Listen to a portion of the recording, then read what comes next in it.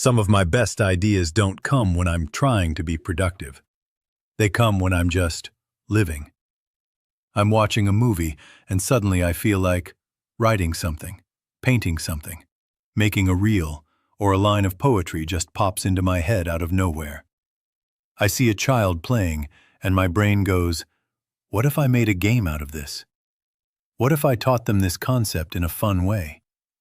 Or I'm just sitting on a balcony at sunset, doing nothing serious, and my mind drifts into that gentle daydream mode. What if I tried this? What if I started that?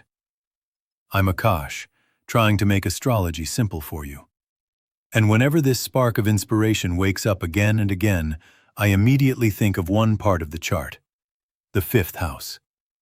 In Vedic astrology, the fifth house is like your inner playground. Yes, it's about children, romance, education, sometimes even speculation and stock market. But for me, the sweetest side of the fifth house is inspiration. It's that part of you that wants to play, wants to imagine, wants to create something just because it feels good to create. The fifth house is the space where you're not just surviving life, you're actually enjoying the act of expressing yourself. And the best part? It doesn't demand that you become a professional artist. The fifth house doesn't say, you must publish a book, or you must become a famous singer. It just quietly asks you, do you allow yourself to play, imagine, and create? Or have you become all problem, no joy? Let's be honest. Adult life slowly pushes many of us into bills, deadlines, responsibilities, family pressure, health concerns. And somewhere, that fifth house voice gets buried. You might notice signs like, you can't remember the last time you did something just for fun. You watch others creating content, art, music, and think, I wish I could do that. But you don't give yourself permission to try. You tell yourself, what's the point if it doesn't make money? From an astrological lens, that's like locking your fifth house. Because this house isn't only about success, it's about keeping your heart alive. So if I see someone whose fifth house is strongly active through Jupiter, Venus, or a Mahadasha, Antardasha, I expect to see simple things like they get random bursts of ideas at odd times. They feel pulled towards hobbies, dancing, writing, drawing, music, acting, content creation. They enjoy explaining things to kids or juniors in a fun, creative way. They love stories, watching them, telling them, making them. If I see someone whose fifth house is blocked or tired, I expect, I don't know what I enjoy anymore. I used to be creative as a kid, now I'm just blank. Everything feels like duty. Nothing feels like play. And honestly, I've been on both sides in my own life. If I wake up one day feeling like you, in that all problem, no joy space, and I know my fifth house needs love, here's how I gently bring it back. 1. Give yourself 15 minutes of useless creativity daily. Useless in the best sense. No goal, no audience, no pressure. Doodle. Hum a tune. Write a silly paragraph.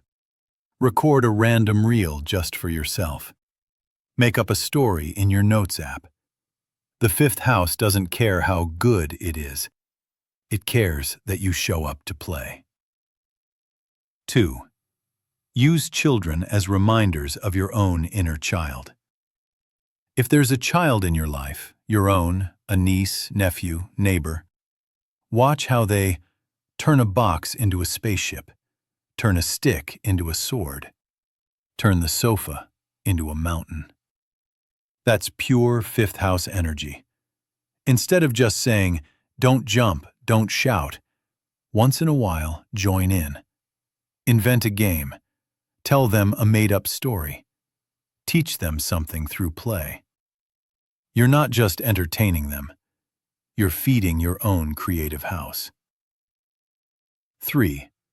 Capture your sparks.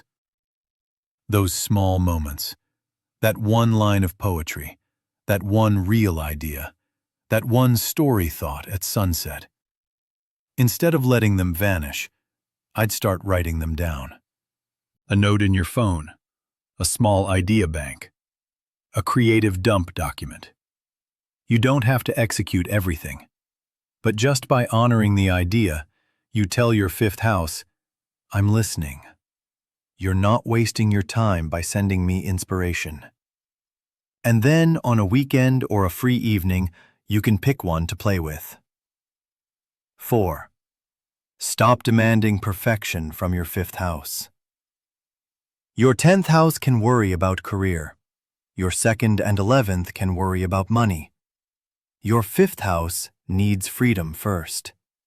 So I'd tell myself, it's okay if nobody sees this. It's okay if this is not good enough for Instagram. It's okay if this never becomes a business. The moment you remove pressure, inspiration starts flowing more easily. And ironically, some of the most loved creative work is born from this relaxed, genuine space. So if you've been feeling random sparks of ideas, a pull towards stories, art, content, teaching kids, or just a deep craving to feel joy again, from a Vedic astrology perspective, that's your fifth house knocking. It doesn't want to turn you into a superstar overnight. It simply wants to know, are you still willing to play? Or have you become only stress, only problem, only duty? If you want to see what your own fifth house says about your creativity, children, joy, and inspiration, visit astrology.com for instant astrology.